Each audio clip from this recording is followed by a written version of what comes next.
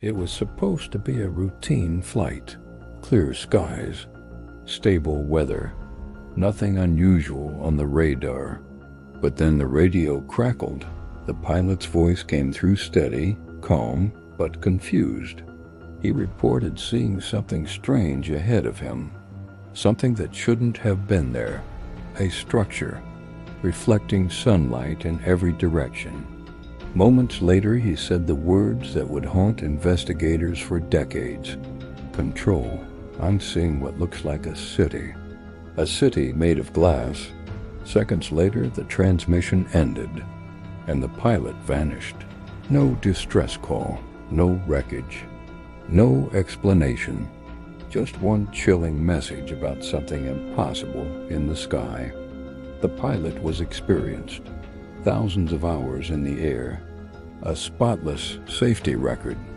On that day, he was flying a routine route across a remote region, an area known mostly for empty sky and vast stretches of wilderness below. Weather reports confirmed clear conditions. Air traffic controllers had no concerns. Everything about the flight seemed completely normal, until the moment he began describing something that should not exist at 10,000 feet in the air. At first, the pilot believed it was simply sunlight reflecting off clouds. That happens sometimes. Ice crystals in high clouds can create strange illusions. But this was different. He described sharp angles, flat surfaces, tower-like reflections that looked like buildings. Controllers asked him to confirm what he was seeing. The pilot paused, then replied quietly, "It looks organized." Investigators later reconstructed the transmission from recordings. The pilot described something enormous, a formation stretching across the horizon, transparent structures catching sunlight, shimmering towers that appeared to be made entirely of glass. The reflections were so intense they briefly interfered with his visibility. To the pilot, it looked unmistakable. Not clouds, not mountains, a city, floating in the sky. Air traffic control immediately checked radar systems. Normally, anything large enough to reflect sunlight like that would appear clearly on radar. But the screens showed nothing unusual. No large structures, no unknown aircraft, no atmospheric disturbances, just the pilot's aircraft, alone in empty airspace. Yet the pilot insisted the city was still visible and getting closer. The final moments of communication were unsettling. The pilot's voice became more focused. He described flying toward the structure. The reflections grew brighter. The shapes became clearer. Then he said, "Control. The towers are enormous." There was a pause. Then the last sentence ever heard from him. "I'm flying directly toward the center of the city of glass." The transmission cut off. Radar contact vanished seconds later. Rescue teams launched immediately. Aircraft searched the region for days. Helicopters scanned forests and mountains. Ground teams combed through miles of wilderness. Nothing was found.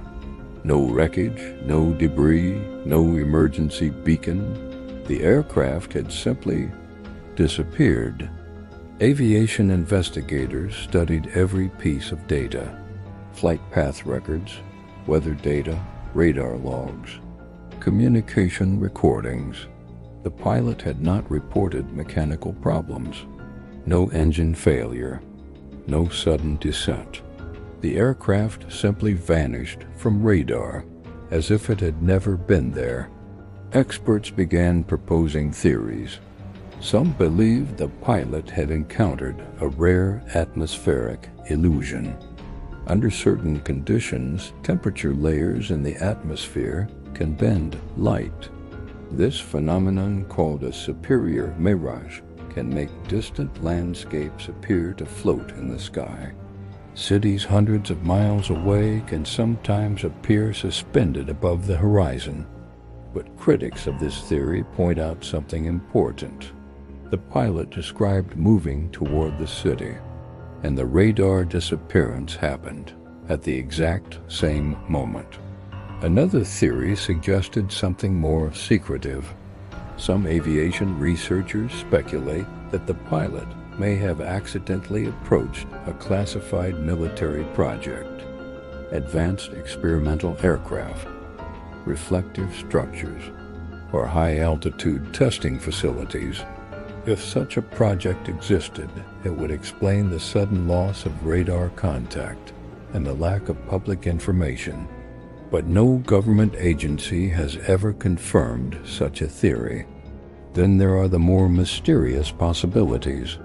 Some believe the pilot may have encountered a phenomenon not fully understood by science, an unknown atmospheric anomaly, an optical distortion so powerful it created the illusion of an entire city. Others believe the transmission might describe something far stranger, something not built by humans at all.